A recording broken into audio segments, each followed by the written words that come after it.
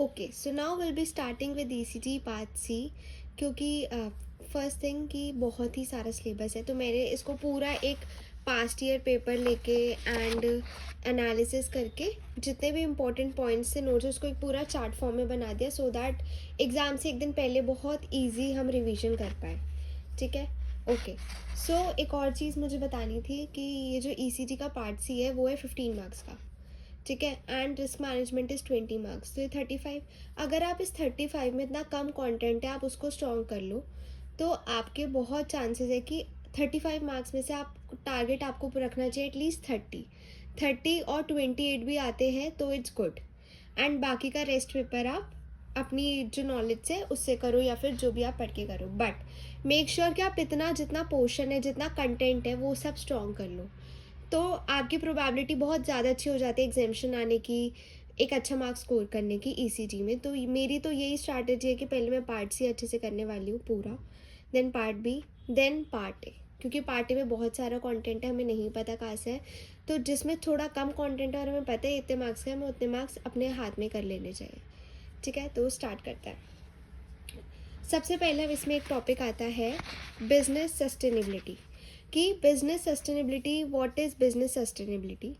तो business sustainability का मतलब होता है conducting operations in a manner, कि आप कंडक्ट कर रहे हो ऑपरेशंस को एक मैनर में जो कि मीट कर रहे हैं existing needs without compromising the ability of future.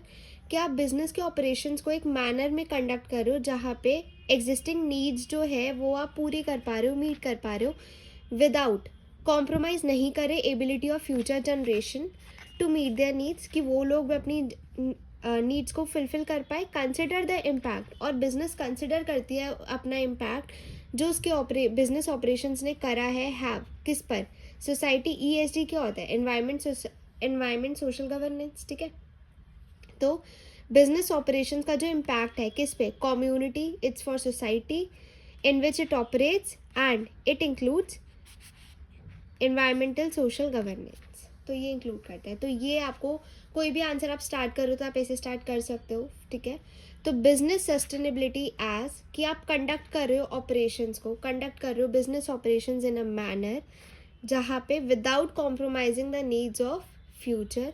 तो पहली बात तो आप मीट कर रहे हो एग्जिस्टिंग नीड्स, अभी की नीड्स, प्रेजेंट नीड्स, फिर without compromising the needs of future. ठीक है, एंड कंसिडर कर रहे हो इम्पैक्ट बिजनेस के ऑपरेशंस का किस पे, कम्युनिटी पे.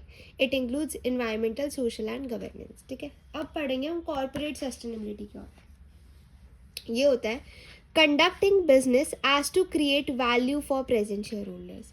CS कॉर्पोरेट सस्टेनेबिलिटी, इसकी शॉर्ट फॉर्म बोल रही हूँ मैं.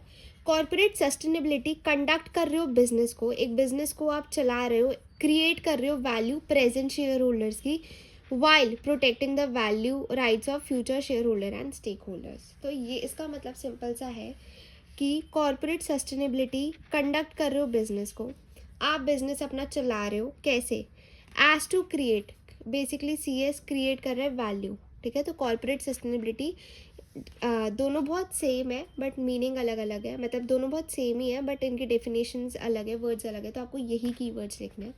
ठीक है, तो कंडक्टिंग बिजनेस, आप बिजनेस कंडक्ट कर रहे हो एज टू क्रिएट, क्यों कर रहे हो, क्योंकि आप क्रिएट करना चाहते हो वैल्यू, प्रेजेंट की तो हो रही है, वाइल, और प्रोटेक्ट कर रहे हो क्या, rights of future share holder और जो स्टेक होल्डर्स है. ठीक है, तो दोनों में डिफरेंस समझ आया, सेम ही है बट लिखा अलग तरीके से है. तो वापस से मैं इसको कंक्लूड कर रही हूँ क्योंकि हमें पूरा फिनिश करना है.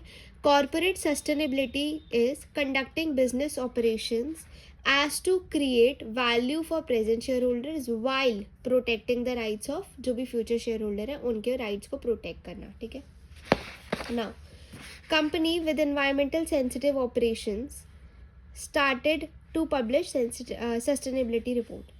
जो भी कंपनी इन्वायरमेंटली सेंसिटिव, मतलब जो भी कंपनी के ऑपरेशंस इन्वायरमेंट से रिलेटेड है, इन्वायरमेंट कोई भी ग्रीन हाउस गैस ज़्यादा इमिट हो रही है, वॉट एवर इन्वायरमेंट से रिलेटेड है, तो उन्होंने स्टार्ट कर दिया सस्टेनेबिलिटी रिपोर्टिंग करना. ठीक है, सस्टेनेबिलिटी मतलब कि आप फ्यूचर का भी सोच के चल रहे हो, नहीं, not only you are thinking about the present but also you are considering the future. तो इसको बोलते हैं सस्टेनेबिलिटी, लॉन्ग रन में चलना चाहिए. तो आप इसको एक नाम आगे टॉप 1000, अभी हम आगे पढ़ेंगे कि टॉप 1000 लिस्टेड एंटिटीज़ को सस्टेनेबिलिटी रिपोर्ट डिस्क्लोज करनी होती है, उसमें के अंदर डिस्क्लोजर्स देने होते हैं, वो हम देखेंगे, बट कुछ कंपनीज ये वॉलेंट्री करती है, ठीक है। अब ऑडिट, ठीक है। अब सस्टेनेबिलिटी ऑडिट क्या होता है? सस्टेनेबिलिटी ऑडिट ये होता है कि इट इज़ अ प्रोसेस, ये एक प्रोसेस है जो कि इवैल्यूएट करता है, process that evaluate the performance of organization in relation to SDG, Sustainable Development Goals। तो क्या है सस्टेनेबिलिटी ऑडिट? मतलब ऑडिट हमेशा हमने पढ़ा इवैल्यूएशन ऑफ समथिंग, ठीक है, इवैल्यूएट करना। तो एक प्रोसेस जो इवैल्यूएट करे ऑर्गेनाइजेशन की परफॉर्मेंस की, ऑर्गेनाइजेशन क्या कर रहा है, ठीक है, उसके परफॉर्म कैसा कर रहा है अपने सस्टेनेबल डेवलपमेंट गोल्स की तरफ, वो कैसा काम कर रहा है। It ascertain how well a company perform in 3 areas. ये एसरटेन करता है, एसरटेन मतलब देखता है कि कंपनी कैसे परफॉर्म कर रही है इन 3 एरियाज में, ठीक है, ट्रिपल बॉटम लाइन जिसे कहा जाता है। तो how well a company perform in 3 areas, people, planet, profit, ठीक है। नाउ सस्टेनेबिलिटी ऑडिट क्या है? Audit is a process of evaluation, ठीक है। तो इवैल्यूएशन क्या कर रहे हैं? परफॉर्मेंस ऑर्गेनाइजेशन की, किसके बेसिस पे? एसडीजी के बेसिस पे। अब audit typically such as covers, such as, अब ऑडिट में हम क्या क्या देखेंगे कि आप कितनी एमिट कर रहे हो, ग्रीन हाउस गैस कितनी एमिट कर रहे हो, एनर्जी यूज़ क्या है, कितनी एनर्जी आप यूज़ कर रहे हो, ठीक है, ग्रीन हाउस गैस कितनी एमिट कर रहे हो, वेस्ट मैनेजमेंट आपका कैसा है, सप्लाई चेन मैनेजमेंट कैसा है, ठीक है। तो दो है, वेस्ट कैसे आप मैनेज करो, जो भी आपको पता होगा कि इंडस्ट्रीज़ का जितना भी वेस्ट आता है वो सब वो वाटर बॉडीज़ में ऐसे डिस्पोज ऑफ कर देता है, जिसकी वजह से वाटर बहुत कॉन्टैमिनेटेड हो जाता है, एंड जो वहाँ की ओशन लाइफ होती है वो बहुत ज़्यादा इफेक्ट हो जाती है उससे, ठीक है। तो इन सब का ध्यान रखना कि आप वेस्ट को अपने कैसे मैनेज कर रहे हो, सप्लाई चेन मैनेजमेंट क्या है, एम्प्लॉय के साथ आपके रिलेशंस क्या है, कम्युनिटी इंगेजमेंट क्या है, हर कम्युनिटी के बंदे को आप हायर कर रहे हो, डिस्क्रिमिनेट नहीं कर रहे एंड ऑल। तो ऑडिट सारी चीज़ें देखेगा कि एनर्जी यूज़ क्या है आपका, ग्रीन हाउस गैस कितनी एमिट कर रहे हो, एम्प्लॉय रिलेशंस क्या है, कम्युनिटी इंगेजमेंट कैसा है आपका, वेस्ट मैनेजमेंट कैसा है, सप्लाई चेन मैनेजमेंट, एवरीथिंग, ठीक है। अब जो ये सस्टेनेबिलिटी ऑडिट है, इट इज़ जो रिपोर्ट है prepared by independent third party कर देते हैं हमेशा। क्यों करता है थर्ड पार्टी? सबको ही पता है क्यों, क्योंकि एक्यूरेसी एंड क्रेडिबिलिटी रहे, अंदर का होगा तो वो तो अच्छा ही बताएगा ना, ठीक है। नाउ अब ये जो ऑडिट है ये एक स्ट्रक्चर्ड फ्रेमवर्क है। कैसे? प्लान। अब ऑडिट हमें करना है तो कैसे? हमें पहले पूरा क्या करना पड़ेगा? प्लान करना पड़ेगा, ठीक है। तो हम क्या करेंगे? Plan and preparation. Plan and preparation मतलब हम क्या करेंगे? प्लान करेंगे, डिफाइन द स्कोप कि हम कहाँ तक जा सकते हैं, स्कोप क्या है, ठीक है। ऑब्जेक्टिव्स, हम क्यों कर रहे हैं ऑडिट, तो हम ऑब्जेक्टिव्स बताएंगे, हम इसलिए कर रहे हैं क्योंकि हमें सस्टेनेबल डेवलपमेंट में कंपनी की परफॉर्मेंस चेक करनी है। हम स्कोप बताएंगे ये उस अपनी रिपोर्ट में, ठीक है। इसके बाद हम एक प्लान प्रिपेयर करेंगे। हमने प्लान किया, प्रिपरेशन की, फिर हम प्लान प्रिपेयर करेंगे, ठीक है। प्लान को प्रिपेयर कर लिया, फिर उसके बाद हम डेटा कलेक्ट करेंगे, बहुत अलग अलग सोर्सेज से डेटा लेंगे कि अच्छा कंपनी का ये इतना है, ओके कंपनी के एनुअल रिपोर्ट में ये सोर्स है इन्फॉर्मेशन का, ओके इधर दिस दैट, ठीक है। तो हम क्या करते हैं? डेटा कलेक्ट करेंगे, प्लानिंग के बाद डेटा कलेक्ट करेंगे और फिर उन्हें एनालिसिस करेंगे उनका, ठीक है।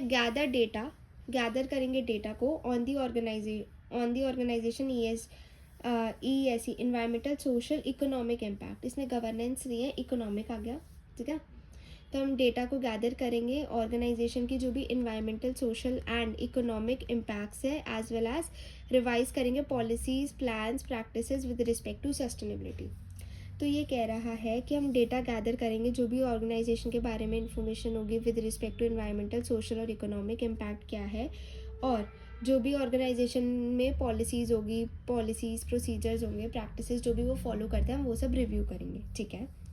उसके बाद जब हमने डेटा बहुत सारा कलेक्ट कर लिया, फिर हम एसेस करेंगे, वैल्यूएट करेंगे द डेटा, जो भी हमने डेटा कलेक्ट करा है उसको वैल्यूएट करेंगे, और ऑल्सो बेंचमार्क करेंगे ऑर्गेनाइजेशन की परफॉर्मेंस। बेंचमार्क दी ऑर्गेनाइजेशन परफॉर्मेंस मतलब बेंचमार्किंग होता है हमेशा कंपेयर करना। कंपेयर आप कोई भी चीज़ कर सकते हो अपने कॉम्पिटिटर से, आज कल हम कहाँ थे, आज हम कहाँ, कुछ भी कंपैरिजन में आ सकता है, ठीक है। तो एक्सेस एंड इवैल्यूएशन करते हो, आप इवैल्यूएट करते हो डेटा जो भी कलेक्ट किया है, बेंचमार्क करते हो ऑर्गेनाइजेशन की परफॉर्मेंस, एंड बेंचमार्क करते हो, फिर रिपोर्ट तैयार करते हो, फाइंडिंग्स लिखते हो, उसमें जो भी फाइंडिंग्स आपने करी है वो लिखते हो, एंड एरियाज ऑफ इम्प्रूवमेंट बताते हो, कहाँ कहाँ कंपनी इम्प्रूवमेंट कर सकती है। फिर आता है इम्प्लीमेंटेशन, एंड फिर उसके बाद अब क्या करते हो, जब आपने रिपोर्टिंग बता दी, अब हमने बताया कि ये आपको स्टेप्स लेने चाहिए, यहाँ कमियाँ हैं, तो आप क्या करोगे, फिर उनको इम्प्लीमेंट करोगे ना, ऑफ कोर्स, कि हाँ हमारी कमियाँ है, तो उन चीज़ों को आप बेटर करोगे और फिर मॉनिटर करते रहोगे कि हम बेटर कर रहे हैं या नहीं। तो एक बार बिना देखे बोलो, सबसे पहले हमने क्या किया था, प्लान किया था, प्रिपेयर किया था, ठीक है। उसके बाद हमने क्या किया था, डेटा गैदर किया था, फिर डेटा को इवैल्यूएट किया था, फिर हमने रिपोर्ट बनाई थी, रिपोर्ट के बेसिस पे हमने इम्प्लीमेंटेशन एंड मॉनिटरिंग की थी, ठीक है। अब ऑडिट रिपोर्ट के एलिमेंट्स की, ऑडिट रिपोर्ट में हम क्या क्या लिखेंगे, हमने ऑडिट रिपोर्ट बनाई थी, रिपोर्टिंग में ऑडिट रिपोर्ट बनाई थी, अब हम देखेंगे ऑडिट रिपोर्ट में हम क्या क्या लिखेंगे। तो सबसे पहले हम लिखेंगे एग्जीक्यूटिव समरी, समरी लिखेंगे, वही वाली बात, स्कोप क्या था हमारा, ऑब्जेक्टिव क्या था, पर्पस क्या था, सब कुछ लिखेंगे कि हमारी समरी है कि हमने ऑडिट क्यों किया, बैकग्राउंड कंपनी की पूरी इन्फॉर्मेशन देके, बैकग्राउंड की कंपनी के ऑब्जेक्टिव्स क्या है, कंपनी ने अभी तक कितनी प्रैक्टिसेस करिए, बैकग्राउंड की कंपनी कितनी एथिकल है एंड ऑल, ठीक है। फिर आता है मेथडोलॉजी, मेथडोलॉजी मतलब होता है कौन से मेथड हमने यूज़ करे ऑडिट को कंडक्ट करने के लिए, ठीक है। तो मेथडोलॉजी मतलब होता है कि हमने जो भी मेथड्स यूज़ करे ऑडिट को कंडक्ट करने के लिए। बेसिकली ऑडिट टेक्निक्स क्या है हमारी, ठीक है। तो ऑडिट टूल्स एंड टेक्निक्स आ गए, डेटा सोर्स की कौन से सोर्स से हमने क्या डेटा उठाया है, ठीक है, ये सब कुछ आता है। स्टेक होल्डर कंसल्टेड, ठीक है। नाउ की फाइंडिंग्स क्या होगी, एरियाज फॉर इम्प्रूवमेंट, कहाँ कहाँ एरिया की फाइंडिंग्स क्या होती है कि आपका फाइंडिंग्स ये है, यहाँ आपको इम्प्रूवमेंट की नीड है। तो उस रिपोर्ट में क्या आएगा, एग्जीक्यूटिव समरी, स्कोप वगैरह, बैकग्राउंड, मेथड्स कौन से यूज़ करें ऑडिट को परफॉर्म करने में, की फाइंडिंग। इम्प्लीमेंटेशन प्लान की बात कर रहे थे हम, तो इम्प्लीमेंट करो उस प्लान को, और कमिटमेंट टू सस्टेनेबिलिटी, ये क्या है, ये एक एडवांटेज है कि अगर आप वो होता है ना कि ठीक है, जैसे मैंने आपकी कोई आंसर शीट चेक करी या आपने किसी से करवाई, तो उसमें हमने इम्प्रूवमेंट लिख दी कि राइटिंग चेंज होनी चाहिए, थोड़ी बड़ा लिखो, थोड़े पॉइंट्स में लिखो, तो आप फिर अगली बार से वही स्टेप्स फॉलो करो, तो दैट इज़ कि आप कमिटेड हो, कि कमिटेड किस चीज़ के हो, इस चीज़ के कि आपको एग्ज़ाम क्लियर करना है। तो यही हो गया कि ऐसी अगर ऑर्गेनाइजेशन सारी चीज़ें फॉलो करते हैं जो कि रिपोर्ट में हो, तो वो कर रहे हैं और इम्प्लीमेंट कर रहे हैं उसको और मॉनिटर भी कर रहे हैं, तो वो कमिटेड है सस्टेनेबिलिटी के, ठीक है। अब हम देखेंगे ऑडिट स्टैंडर्ड्स। ऑडिट स्टैंडर्ड्स क्या होते हैं, ऑडिट स्टैंडर्ड्स क्या होता है कि 3 टाइप के स्टैंडर्ड्स है ऑडिट, कि जब भी हम ऑडिट कर रहे हैं तो हम क्या चीज़ हमें हेल्प कर सकती है ऑडिट स्टैंडर्ड्स करने में। तो सबसे पहला है GRI, ये होता है ग्लोबल रिपोर्टिंग इनिशिएटिव। इसमें एक क्वेश्चन था कि GRI और जो रेटिंग एजेंसीज़ है आउटसाइड इंडिया की, उन्होंने बहुत ही हेल्प करी है, जिससे कि उन्होंने एक बेंचमार्क सेट कर दिया, वो इंडियन कंपनीज भी अब फॉलो कर रही है अपनी रिपोर्टिंग अच्छी करने के लिए, सस्टेनेबिलिटी रिपोर्टिंग की तरफ और बढ़ रही हैं, ठीक है। तो GRI क्या है, ग्लोबल रिपोर्टिंग इनिशिएटिव्स, ये गाइडलाइंस है, जी से जी याद रखना, गाइडलाइंस, ठीक है, इंडिकेटर ऑर्गेनाइजेशन के लिए, जिससे कि वो मेजर कर सके और रिपोर्ट कर सके अपनी सस्टेनेबिलिटी परफॉर्मेंस की तरफ, ठीक है। तो GRI क्या है, guidelines, GRI is guideline and indicator. GRI क्या है, एक गाइडलाइन है या इंडिकेटर कह लो, ऑर्गेनाइजेशन मेजर करती है और मेजर करेगी फिर रिपोर्ट करेगी क्या, सस्टेनेबिलिटी परफॉर्मेंस की, हम कैसे सस्टेनेबल, कितने आगे है, कैसे क्या कर रहे हैं, ठीक है। तो एक स्टैंडर्ड है, गाइडलाइन है, एक मतलब GRI ने इशूज़ करी हुई है गाइडलाइन, इशू करते हैं लोग गाइडलाइन, जो कि ऑर्गेनाइजेशन यूज़ करती है, मेजर करती है, फिर रिपोर्ट करती है अपनी सस्टेनेबिलिटी परफॉर्मेंस बताने में।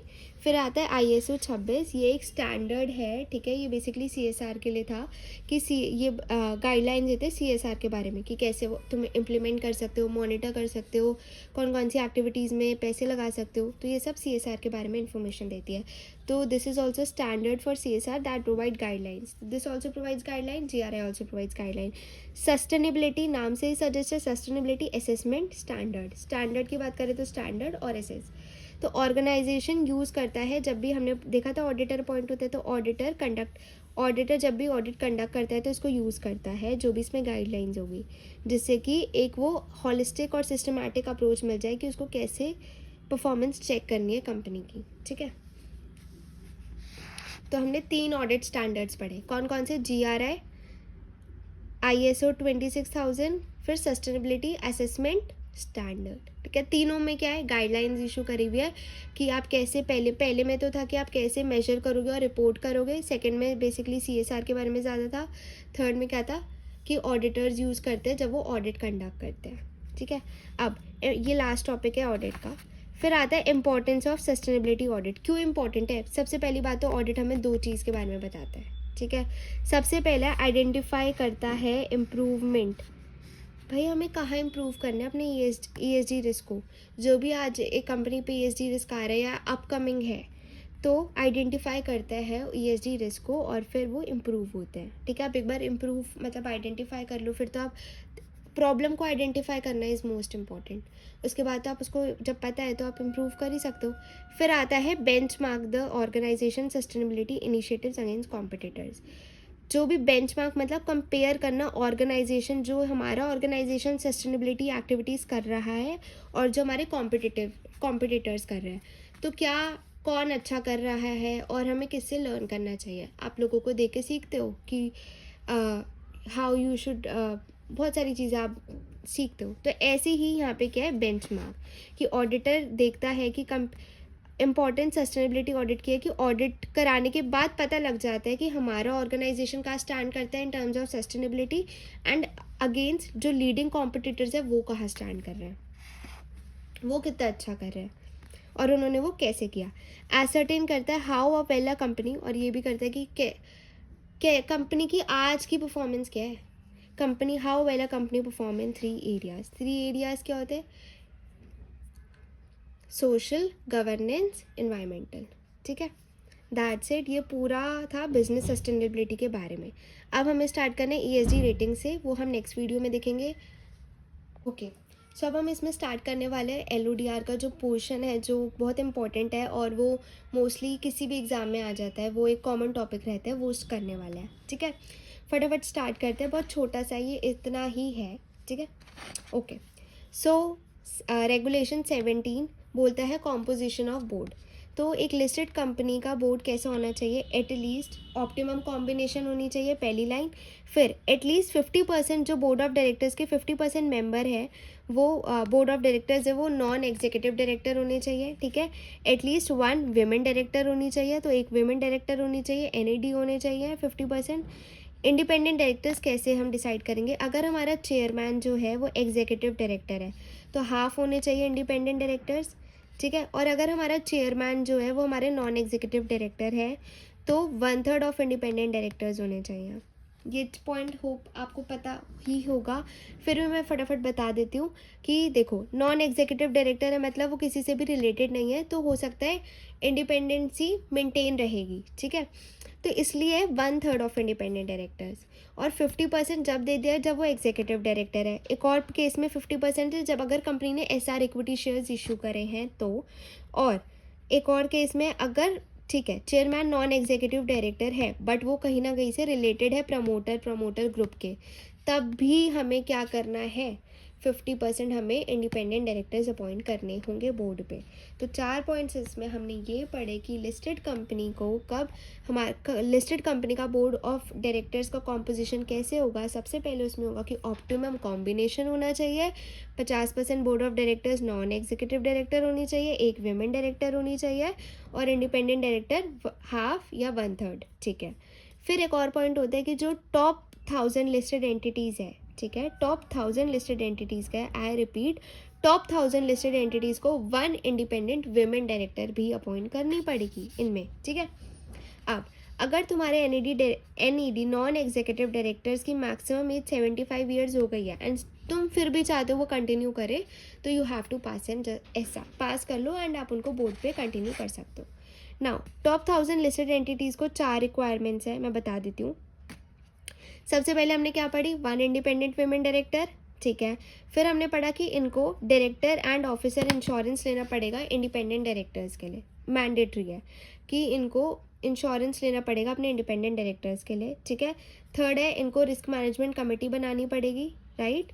एंड फोर्थ है कि इनको अपने बोर्ड पे कौन सी डिविडेंड डिस्ट्रीब्यूशन पॉलिसी भी बनानी पड़ेगी कि कैसे डिविडेंड डिस्ट्रीब्यूट करेंगे। तो 4 काम होंगे अगर टॉप 1000 लिस्टेड एंटिटी है। आई रिपीट, वापस से बताती हूँ। एक इंडिपेंडेंट वुमेन डायरेक्टर होनी चाहिए, D&O इंश्योरेंस होना चाहिए, डिविडेंड डिस्ट्रीब्यूशन पॉलिसी होनी चाहिए और रिस्क मैनेजमेंट कमेटी। ठीक है, ओके। टॉप 2000 लिस्टेड एंटिटी है तो